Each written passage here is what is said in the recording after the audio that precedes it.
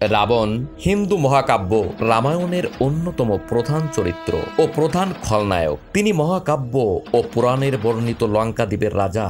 শ্রীলঙ্কার ইতিহাসে রামায়ণের এই তথ্যটি পাওয়া যায়। রাবণের প্রকৃত নাম দশানন দশগ্রীব। তার রাবণ নামটি শিবের দেওয়া।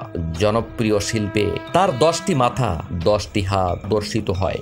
মহাকাব্যে কামুক ও ধর্মকামী বলে নিন্দিত হলেও রাবণকে মহাজ্ঞানী ও তপস্বী বলা হয়। উত্তর ভারতে দশেরা উৎসবে রাবণের কুশপুত্তলিকা দাহ আজও এক জনপ্রিয় প্রথা। রাবণ আদি যুগে সর্বপ্রথম মর্তে উড়ন্ত যান পুষ্পক রথ ব্যবহার করেন। রাবণের জন্ম অন্তত 23,987 বছর আগে। রাবণের জীবনী। রাবণের পিতা ব্রহ্ম ঋষি বিশ্রবা বা বিশ্বশ্রবা এবং মাতা কৈকসী, যার অন্য নাম নিকষা। বিশ্রবা মহর্ষি পুলস্তর পুত্র আর কৈকসী হলেন অসুররাজ সোমালিনীর কন্যা। কৈকসীকে বিবাহের জন্য অসুররাজ সোমালিনীর কাছে অনেক প্রস্তাব আসে, কিন্তু সোমালিনীর ইচ্ছা যে সে তার কন্যাকে মৃত্যু লোকের সবচেয়ে শক্তিশালী সত্তার হাতে বিবাহ দেবে, যাতে তার মেয়ের সন্তানরা ব্যতিক্রমী, তেজস্বী এবং পরাক্রমী হয়। তাই সকল প্রার্থীকে তিনি ফিরিয়ে দেন, কারণ তারা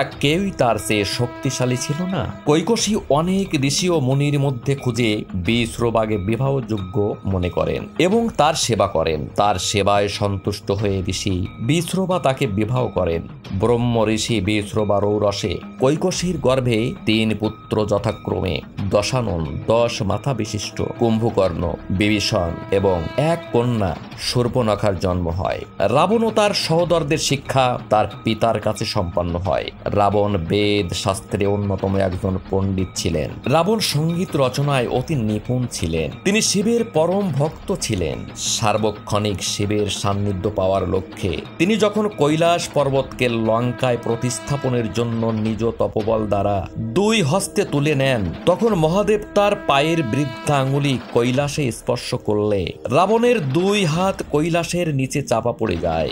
রাবণ তখন প্রচন্ড চিৎকার করতে থাকে এবং শিবকে শান্ত করার নিমিত্তে তিনি একটি সঙ্গীত রচনা করেন, যা পরে শিব তাণ্ডব স্তোত্র নামে পরিচিত হয়। এবং মহাদেব রাবণকে তার চন্দ্রহাস নামক খড়গ তাকে উপহার দেন এবং অতি উচ্চ মাত্রায় তার রোধন করার কারণে তার নাম রাবণ বলে পরিচিত হয়। রাবণ বাস্তুশাস্ত্রে এবং জ্যোতিষ শাস্ত্রে অতীব জ্ঞান রাখতেন। জ্যোতিষ শাস্ত্রে তার জ্ঞানের দ্বারা সে তার পুত্রের জন্ম লগ্নে সকল গ্রহকে তার বশে এনে সেই তিথিকে মঙ্গল তিথি বানিয়ে নেন। রাবণ ব্রহ্মার কঠোর তপস্যা করেন এবং বরপ্রাপ্ত হন যে সুর অসুর যক্ষ রক্ষ কেউ তাকে পরাজিত করতে পারবে না। আত্মগর্বে গর্বিত হয়ে সে মানুষের কথা বলেনি। রাবণ তার বৈমাত্র বড় ভাই কুবেরকে পরাজিত করে তার কাছ থেকে পুষ্পক বিমান ছিনিয়ে নেয়, যা তাকে অতি অল্প সময়ে লঙ্কা থেকে যে কোনো জায়গায় নিয়ে যেতে পারত। প্রথম জীবনে রাবণ কৈলাস অভিযান করে মহাদেবের কাছে পরাজিত হয়ে শিব ভক্ত হন। রাবণ পূর্ব জন্মে ছিলেন অভিশাপগ্রস্ত বিষ্ণু ভক্ত বিজয়। রাবণ তার নিজ শক্তিতে ত্রিলোকের অধিপতি হন। শ্রীরাম অবতীর্ণ হন এবং রাবণকে বধ করেন। কথিত আছে শ্রীরাম রাবণকে হত্যা করে 1 বৎসর ব্রহ্ম হত্যার অনুশোচনায় হিমালয়ে তপস্যা করেন। শ্রীরাম ছিলেন মর্যাদা পুরুষোত্তম। তো বন্ধুরা, কেমন লাগলো ভিডিওটি? আশা করি ভিডিওটি আপনাদের ভালো লেগেছে। তাহলে অবশ্যই চ্যানেলটিকে সাবস্ক্রাইব করে দেবেন এবং ভিডিওটি আপনাদের পরিচিতদের মধ্যে অবশ্যই শেয়ার করে দেবেন। ভালো থাকবেন সবাই। দেখা হচ্ছে আগামী ভিডিওতে।